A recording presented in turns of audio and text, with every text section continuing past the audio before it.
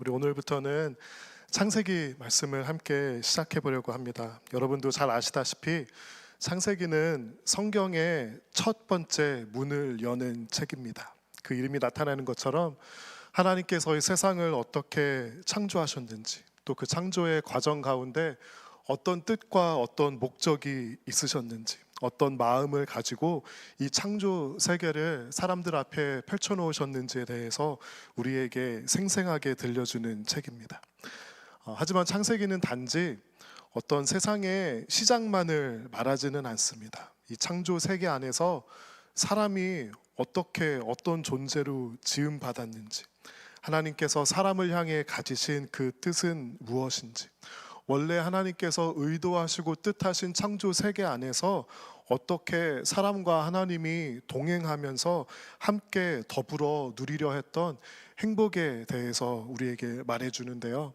또한 반면에 아픈 역사도 숨기지 않습니다. 어떻게 죄가 들어와서 하나님과 우리 사이를 갈라놓았는지에 대해서 말해주고요.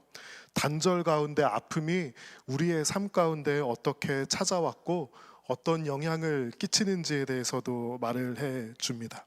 또 창세기는 아픔에서 그치지 않고 하나님께서 아브라함을 선택하시고 그 후손들을 선택하셔서 하나님께서 인류에게, 모든 사람들에게 보여주실 하나님의 거대한 계획, redemptive history라고 합니다. 하나님의 구원 역사가 어떻게 시작되었고 어떻게 완성될지에 대해서 우리에게 말해주는 아주 신앙의 견고한 기초와도 같은 책입니다. 앞으로 창세기를 나누는 동안 창조와 사람을 향한 하나님의 뜻과 계획을 우리가 헤아릴 수 있고 깨달을 수 있는 시간이 될 수 있기를 바랍니다.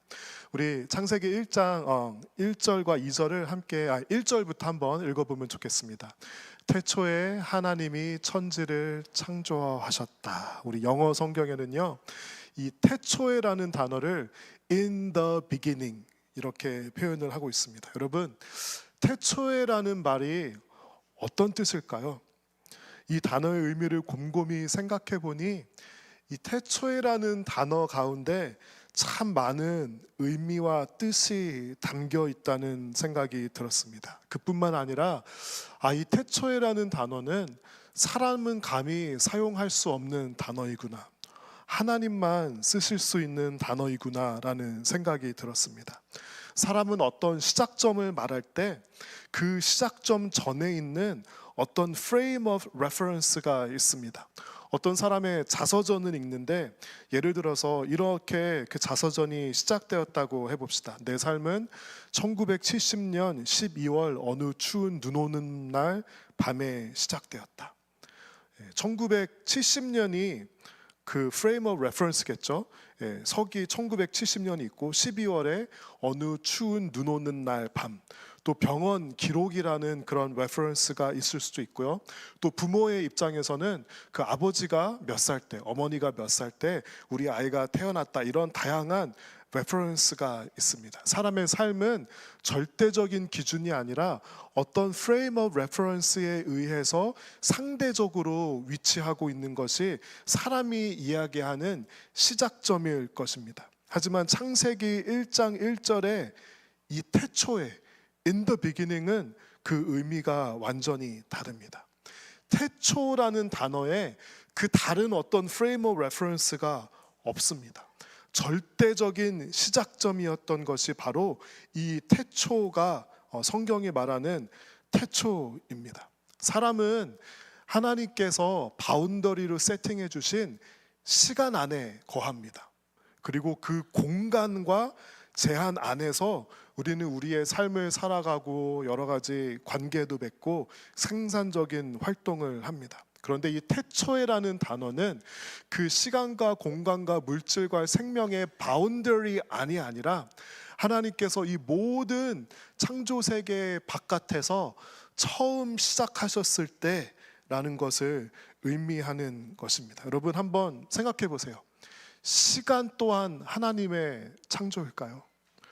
공간 또한 하나님의 창조일까요? 제가 예전에 시스템 인테그레이션이라는 팀에서 일을 몇 년 한 적이 있습니다. 이 팀은 하는 일이 무엇이냐면요, 뭔가를 만들려면은 여기에 다양한 서브시스템이 존재합니다. 예를 들면 하드웨어도 있고 소프트웨어도 있고 펌웨어도 있고 광학도 있고 플루이딕스도 있고 케미스트리도 있고요. 다양한 서브시스템이 존재하는데 한 사람이 이 다양한 세 개의 디스플린을 다 알 수 없기 때문에 내가 전공하고 맡은 분야의 것들을 개발을 해서 나중에 이것을 통합하는 그 일을 하는 것이 바로 시스템 인테그레이션 팀입니다. 여러분, 시스템 인테그레이션 팀에서 일하는 게 쉬웠을까요? 쉽지 않았을까요? 정말 쉽지 않았습니다. 각 분야의 어떤 디벨롭하는 방법들이 다르고요. 논리가 다르고 구조 자체가 다릅니다. 그래서 각 팀들이 만들어 놓은 거를 가지고 와서 이것을 한 가지로 seamless하게 인테그레이트 하려다 보니까 너무 잘 안 될 뿐더러 그 팀에게 가서 당신들이 이거를 좀 바꿔줘야 됩니다 라고 얘기를 하면은요, 그거를 쉽게 바꿔주는 경우가 거의 없습니다.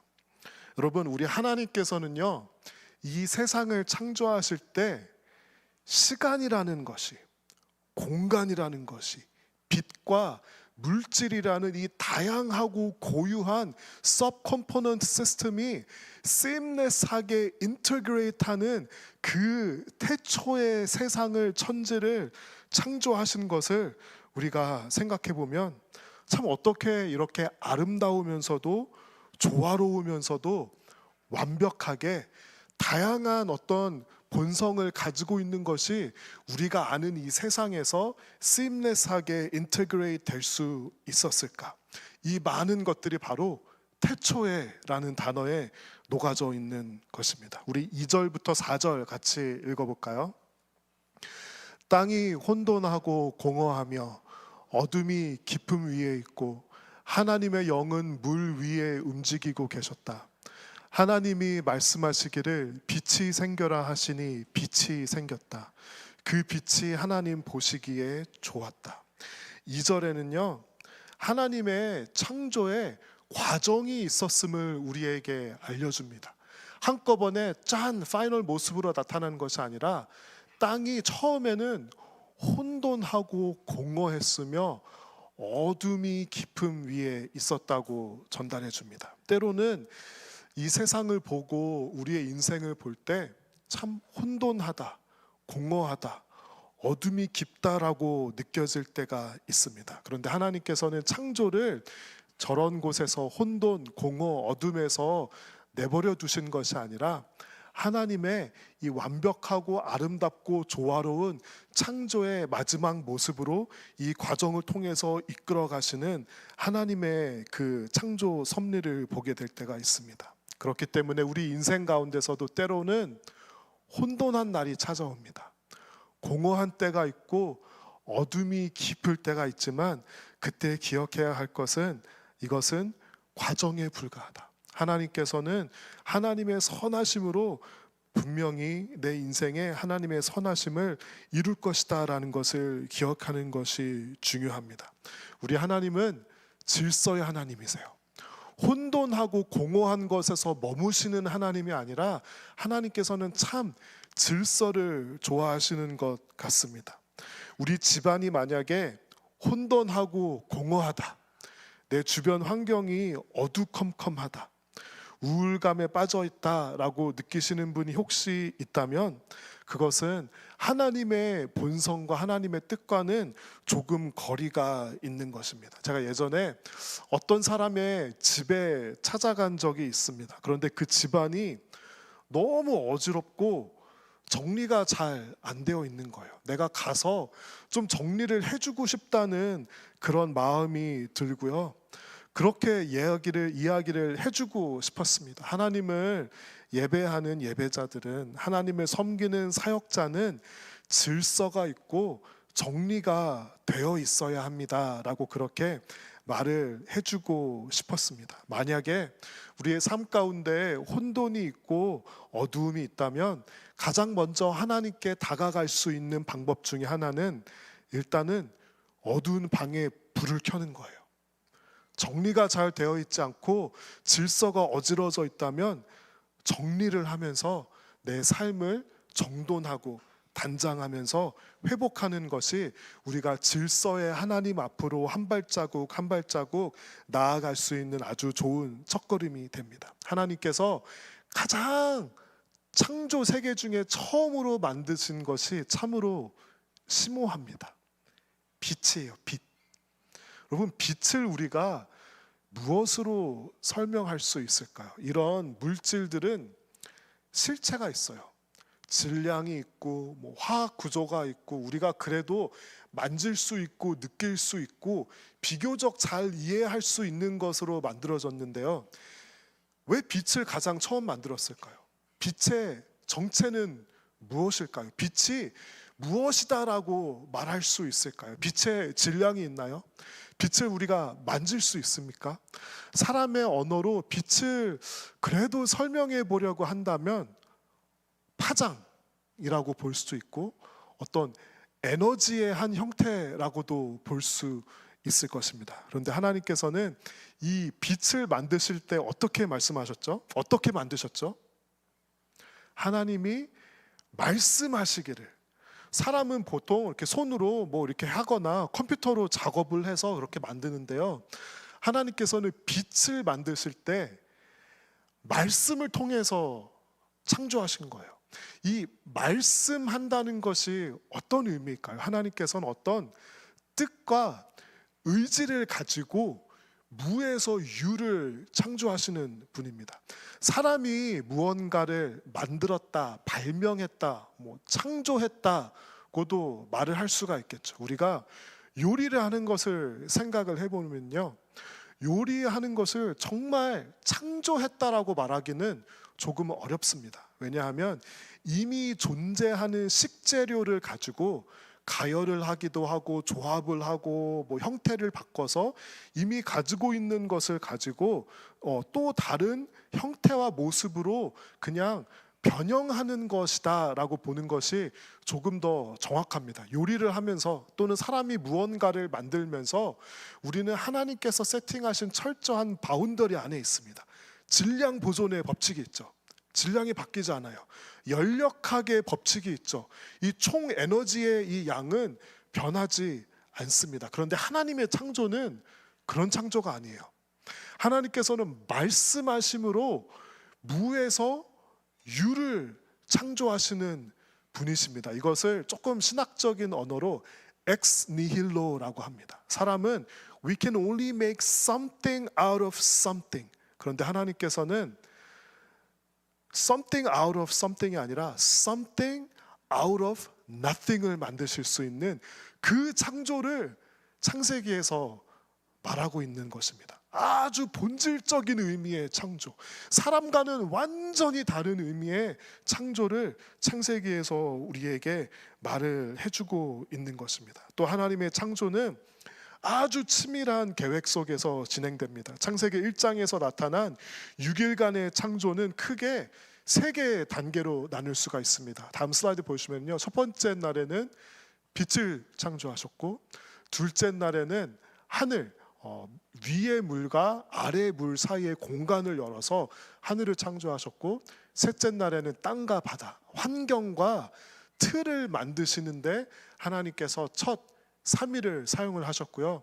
그 다음 3일은 첫째 날에 빛이 있으니까, 빛을 만드셨으니까 빛을 발할 수 있는 해와 달과 별을 만드셨고, 다섯째 날에는 하늘과 물을 채우는 새와 물고기를 만드셨고, 여섯째 날에는 땅과 바다를 채우는 여러 가지 동물들과 사람을 만드셨습니다. 그리고 이 창조에 빠지지 않는 것은 바로 일곱째 날. 사람은 쉼에 대해서, 안식에 대해서 참 많은 다양한 생각과 오해를 가지고 있습니다. 하나님의 창조를 6일 동안 했느냐 7일 동안 했느냐라고 말하면 둘 다 맞을 수 있는데요, 저는 이 일곱 번째 날이 창조에 포함되어야 한다고 생각을 합니다. 창조는요, 하나님께서 열심히 일하시면서 만드신 것에 대해서 끝이 나는 것이 아니라 그 창조의 목적에 대해서 일곱째 날에 말해주고 있기 때문이에요. 하나님의 창조를 우리가 쉬면서 인조이할 수 있기를, 그 안에서 풍성한 삶을 누릴 수 있기를. 일곱째 날 그냥 아무것도 안 하고 침대에 누워서 핸드폰 유튜브 쇼츠 바라보면서 쉬는 게 아니라요, 우리가 진짜 하나님과 동행하면서 하나님과 함께 소통하고 커뮤니케이트 하면서 우리의 영혼의 깊은 곳에 있는 참된 쉼과 안식을 누리면서 Who God is and who we are, 이것을 우리의 영혼 깊은 곳에서 깨닫는 그 행위를 하나님의 창조 세계에서 안에서 하는 것이 바로 일곱째 날 쉼과 안식이라면, 그것이 쉼과 안식이라면 우리가 예배하는 것은 쉼과 안식의 아주 가장 중요한 곳에 있다고 말을 할 수 있을 것입니다. 하나님께서 이 세상을 창조하시면서 반복 요법을 사용하십니다. 성경에서 자주 인용하는 강조의 방법은 바로 반복이에요. 요즘 시대에는 누가 자꾸 반복을 하면은 잔소리다라고 해서 이것이 강조요법의 효과가 많이 떨어지는 시대를 우리가 살아가고 있지만, 성경에서의 반복은 잔소리가 아닙니다. 너무나도 중요하기 때문에 반복요법을 사용하시는데요, 이 창세기 1장에 하나님께서 세상을 창조하시면서 무려 7번이 반복된 문장이 있습니다. 그것이 무엇일까요? 하나님이 보시기에 좋았더라. 마지막 일곱 번째는요, 하나님이 보시기에 심히 좋았더라, 그렇게 말씀하십니다. 여러분, 왜 그렇게 좋았을까요? 하나님께서 좋게 잘 만드셨기 때문이기도 합니다. 그런데요, 창조물이 나타내는 것이 무엇이냐면 바로 창조자입니다.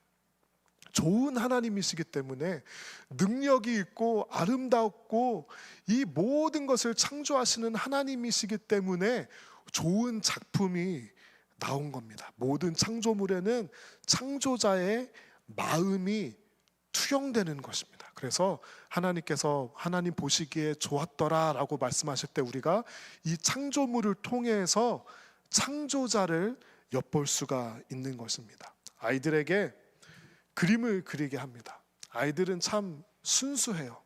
그래서 아이들에게 그림을 그리게 하면은 마음에 있는 것이 그대로 나타날 때가 있습니다. 사실은 어른들도 그래요. Expressive Arts라 그래서요, 내가 그림을 그리고 음악을 만들고 어떤 연기를 통하면은 방어 기제를 좀 줄이고 가식과 꾸밈을 내려놓고 사람 내면의 것들이 밖으로 드러나기 마련입니다. 아이들이 그림을 그리면 그 마음 안에 무엇이 있는지 정확하게 알 수 있습니다. 이 창조 세계는 하나님의 작품이자 하나님의 그림입니다. 이 창조 세계를 통해서 우리가 하나님의 마음과 뜻과 본성과 성품을 알게 되는 것입니다. 그래서 하나님께서 이 창조 세계를 통해서 사람들에게 이렇게 말씀하신 거야. 나 이거 다 너를 위해 만들었어. 너 주려고 이렇게 좋게 심혈을 기울여서 최선을 다해서 최고의 것들로 너를 위해서 내가 이 세상을 이렇게 만든 거야 라고 말씀하시는 하나님의 마음을 우리가 창세기와 창조 세계를 통해서 들여다볼 수 있는 겁니다. 저희 집 아이 중에 한 명이 이제 키가 크면서 어렸을 때 샀던 침대가 이제는 길이가 맞지 않게 되어서 조금 더 큰 침대를 구입을 했습니다. 제가 이 침대를 조립을 하는데 이런 마음이 듭니다. 이 침대를 사용하면서 건강하게 잘 커졌으면 좋겠다. 여기서 휴식을 취하고 이 집에서 우리가 같이 사는 동안 정말 좋은 일들이, 많은 좋은 추억들과 기억들이 생겨졌으면 좋겠다 하는 그런 마음을 품고 아이가 자는 그 침대를 하나하나 조립을 했습니다. 이 침대를 제가 만든 것도 아니고요, 조립하는 게 그렇게 어려운 것도 아니고 그렇게 대단한 일도 사실은 아닙니다. 그런데 단지 침대를 조립하는 일로 접근을 했다면 그런 마음을 가지지 못했을 거예요. 하지만 제 마음 가운데 이 침대를 사용하게 될 사랑하는 대상을 놓고 이 침대를 만들다 보니까 그 행위 자체가 완전히 새로운 다른 의미가 있더라고요. 제가 그 침대를 정말 나사를 하나하나 조이면서도 심혈을 기울여서 조였습니다. 하나하나 만들면서도 균형이 잘 맞게, 어디가 삐져나오지 않게, 다치지 않게 심혈을 기울이면서 그 침대를 다 만들고 난 다음에 침대를 바라보는 제 마음이 어땠는지 아세요? 스캇이 보기에 참 좋았더라 라는 마음이 들었습니다. 하나님께서는 그 마음을 가지고 저와 여러분들이, 하나님의 자녀들이 살아갈 이 세상을 향해서 그 마음을 가지고 이 세상을 창조하신 겁니다. 창세기 1장의 기록을 그림으로 옮겨 놓으면 다음과 같은 모습이 된다고 합니다. 우리가 지금 알고 있는 세상과는 조금 다르죠. 예를 들면 우리가 알고 있는 세상은 땅이 이제 지구의 모습을 따라 둥근데, 옛날 고대 사람들은 땅이 평평하다고 생각을 했고요. 우리는 해가 지구보다 훨씬 더 크고 지구가 태양 주변을 돈다는 것을 알고 있지만, 옛날 사람들은 이 태양과 달과 별들이 이렇게 지구를 이렇게 돈다고 그렇게 생각을 했습니다. 이것이 고대 사람들이 창세기를 보고 이해하고 생각하던 그런 하나님의 창조 세계의 모습인데요. 저런 그림을 보면은 마음 가운데 약간의 불편함을 가지는 사람들이 있을 수 있습니다. 어떤 사람들은 이 창조의 기록과 이 기록을 그림으로 표현한 것을 보면서, 거봐, 실제 존재의 모습과 성경에서 이야기하는 것과 다르잖아 라는 그런 약간의 텐션과 갈등이 마음 가운데 존재할지 모릅니다. 거봐, 성경이 틀리잖아. 무슨 태양이 뭐 지구를 돌고 뭐 얼스가 플랫이고, 거봐, 성경은 과학에 비하면 옛날 문헌에 불과해 라고 이야기하는 사람들이 있을 수도 있고요.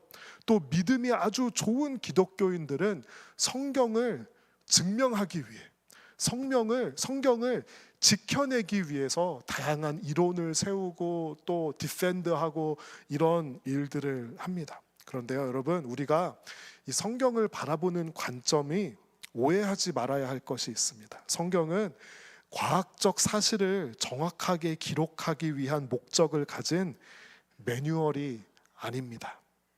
성경은 과학적으로 검증되고 증명되어야 하는 책도 아닙니다. 사람은 자꾸 성경에 어떤 론을 붙여서 뭐 창조론이 맞다, 진화론이 맞다, 뭐 과학이 맞다, 뭐가 맞다라고 자꾸 우리는 그런 관점으로 바라보는데요.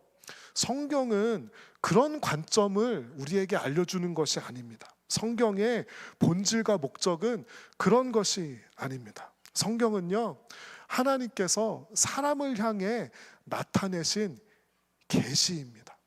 성경은 구체적으로 어떤 과학적인 방법으로 하나님께서 창조하셨냐를 알려주는 그런 책이 아니라, 성경은 우리에게 하나님께서 세상을 만드셨다, 하나님께서 사람에게 이런 목적을 부여하셨고 이런 뜻과 마음을 가지고 창조하셨다. 그러므로 하나님을 믿는 성도들은, 우리는 이런 마음을 가지고 이런 삶의 목적을 가지고 살아야 한다는 것을 우리에게 말해줍니다.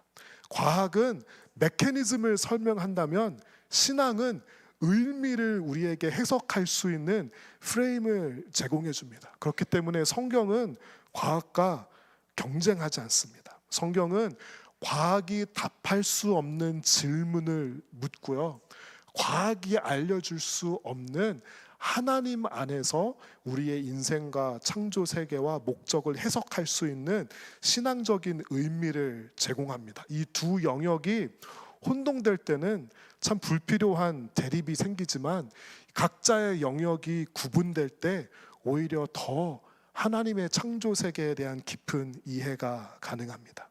그 중에 하나님의 창조 중에 가장 마지막에 창조된 것이 바로 사람이었습니다. 성경에서 분명히 하는 것은 사람과 동물과는 다르다, 다르게 창조되었고, 하나님께서는 사람을 이 창조 세계에 특별한 위치에 놓아주셨다라는 것을 성경에서는 기록하고 있습니다. 우리 26절 다 같이 읽어볼까요?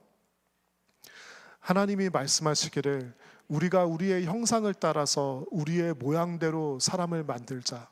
그리고 그가 바다의 고기와 공중의 새와 땅 위에 사는 온갖 들짐승과 땅 위를 기어다니는 모든 길짐승을 다스리게 하자고 하시고, 하나님께서는 다른 것을 창조하실 때 우리 형상을 따라서 우리 모양대로 만들자 그러지 않으셨어요. 그런데 사람만을 놓고 볼 때 I'm gonna take some parts of who I am and put that into humanity. 그렇게 만드신 거예요. 특별하게 고유하게 만드셨고요. 다른 동물과 존재들과는 다른 특권과 책임을 동시에 부여하십니다. 하나님께서는요, 다스리는 역할을 해주셨습니다. 이것은 특권이기도 하면서 책임이기도 합니다. 하나님께서는 마이크로 매니지 하지 않으세요. 하나님께서는 내가 너희에게 권한을 줄게, 다스릴 수 있는 권한을 줄게, 하지만 거기에 대한 분명한 결과가 있고 책임이 있어 라고 하나님께서는 우리에게 말씀해 주십니다. 하나님의 창조가 절정에 이른 순간 하나님의 형상을 따라서 하나님의 모습을 담아서 사람을 만드신 겁니다. 어떤 사람들은요, 이런 관점을 가지고 있습니다. 보이지 않고 증명되지 않고 만질 수 없는 하나님을 내가 어떻게 느끼고 알고 믿을 수 있습니까? 라는 관점을 취하는 사람들이 있습니다.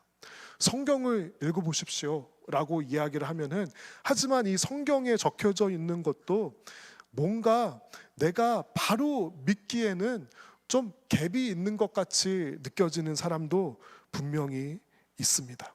근데 여기에는 한 가지 성경적인 기준으로 보기에는 옳지 않은 어썸션이 있습니다. 그것은 무엇이냐면요, 하나님의 창조 세계에 우리가 살아갈 때 하나님의 창조의 생기가 사실은 하나님께서 만드신 모든 것에 흔적이 남아있다는 것입니다. 하나님의 뜻이 남아있고 하나님의 마음이 남아있고 하나님의 능력과 창조의 생기가 이 세상에는 가득 찹니다. 그렇기 때문에 오히려 우리는 이렇게 표현하는 것이 훨씬 더 정확합니다. 우리 모두는 하나님의 창조 가운데, 하나님의 창조의 생기 가운데 살아가고 있습니다. 여러분, 하나님을 그렇다면 가장 잘 알 수 있는 방법이 무엇일까요? 하나님을 가장 잘 알고 이해할 수 있는 방법, 창세기 1장에는요 우리의 형상대로 우리의 모습대로 사람을 만들자 그렇게 말씀하셨어요. 하나님의 창조 세계 중에서 하나님을 가장 잘 나타내는 것이 아주 역설적이죠. 아주 역설적으로 바로 사람입니다. 우리는 사람과 하나님이 너무 다르다고 생각하는데요, 창세기는 역설적으로 창조 세계 중에 하나님과 가장 닮고 가장 가까운 것이 바로 사람이라고 고백합니다. 그렇기 때문에 우리는 사람을 볼 때 무엇을 보는 것이죠? 하나님의 형상을 바라보는 것입니다. 그래서 사람은 존귀합니다. 그래서 사람은 도구가 될 수 없습니다. 사람은 도구가 아니라 하나님의 존귀한 창조, 그리고 하나님의 형상과 하나님의 모습을 창조의 가장 중요한 지점에 이렇게 심어 놓으신 것이 하나님 창조의 원리이기 때문입니다. 여러분, 앞으로 우리가 창세기를 함께 살펴보며 여행하며 이 창조 세계와 우리를 향한 하나님의 깊은 성품을 발견하기 원합니다. 우리가 아담과 하와 이야기도, 아브라함과 노아 홍수 이야기도 쭉 다루게 될 텐데요, 그 가운데 이것이 옛날에 일어났던 신화 같은 스토리가 아니라 하나님께서 어떻게 사람을 만드시고 선택하시고 그들을 죄 가운데 살아가고 있는 우리들을 구원하시기 위해 His redemptive history, 구원 역사를 어떻게 하나님께서 펼쳐나가고 풀어나가시는지, 그리고 그 하나님의 구원 역사가 어떻게 내 삶에 찾아와서 나는 지금 이 시간과 공간에 존재함으로써 하나님을 알고 예배하는 하나님의 자녀가 되었는지, 이 하나님의 거대하고 위대하신 그 구원의 역사가 우리의 삶에 어떻게 찾아왔고, 그 역사 가운데 우리는 어디에 존재하고 있는지에 대해서 깊이 알고 하나님을 알아가는 그런 시간이 될 수 있기를 바랍니다.